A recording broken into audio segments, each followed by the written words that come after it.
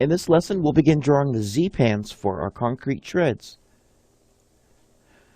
Alright, so let's put some finishing touches on our stringers here. I'm going to go ahead and continue this line on across to where it attaches to the landing. And to do that, I'm going to use a line, and I'm just going to go across the distance of a normal tread there. Our case is 12 inches.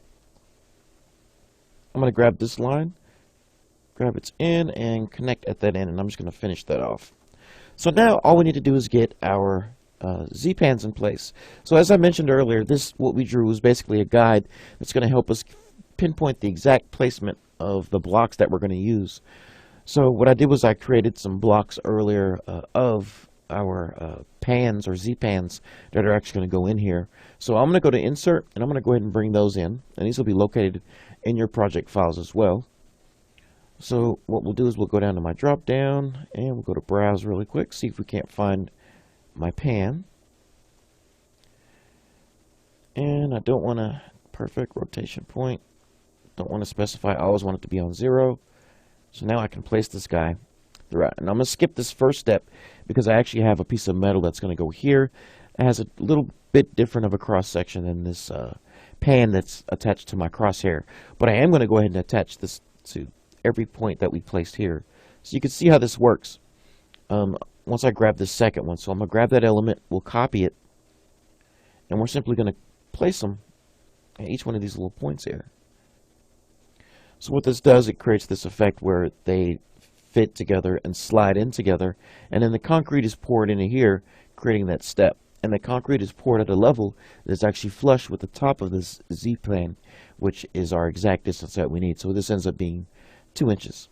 So now all I need to do is copy out what we've been doing. So I can either grab several, or I can grab that one and copy, but I'm going to grab several. So we'll go with copy, grab this one here at the end, and I'm just going to start placing all our guys here. And the key is to make sure you line them up properly. So it looks like I didn't do it right that time. Let's try it one at a time. I think that might work a little bit better for us. So I'm going to select one, copy, and I want to grab it at this point. That's how I'm going to get it right. So we'll just, boom, shoot them up the stairs like that. And once we get these in place, we'll then simply draw a little line and use a hatch pattern to create the concrete that's actually going to be located inside there. So that's our last one. So now we've got that going for us here. We can actually get rid of our line here, or our reference. And now I'm going to use my line tool, and I'm going to close this off, making sure I go from the top of this across. Oops. Make sure we shoot it across, and I'll just trim this.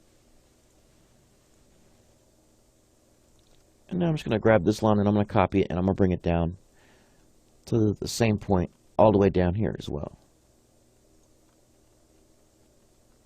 Easy as that. And then once all these are in place, we'll then have a closed area where we can then apply concrete hatching, which is what we'll do here in just a moment. Once we get all our treads in place. We've got a couple more to go here. And again, the key is to make sure it's going to be flush with that top surface there. Alright. And I'm going to wait to do this last one down here at the bottom. But let's go ahead and bring in and finish out the first step here. So now I'm going to go to Insert Block. I'm going to go to Insert. This time I'm going to go for something a little different than that pan. We'll go with the first step. And that one's located there, but I want to grab it at a different point. So I'm going to go with Move, and I'm going to grab it at its inside point. And we'll place it right there. And it lines up nicely. And then we'll also finish that one off with a line as well. And now all we need to do is fill in these spaces with a concrete hatch pattern to the scale of our choice. So now I'm going to go with hatch. And I'm looking for AR concrete, which is this one. Let's see how this scale works out for us. Looks like we may need to bump that up just a little bit. Let's see what 0.5 does for us. That increases our density a little bit. Yeah, that'll work for me. So now it's just a matter of just filling in our area with our hatch pattern. See how that works? Easy as that.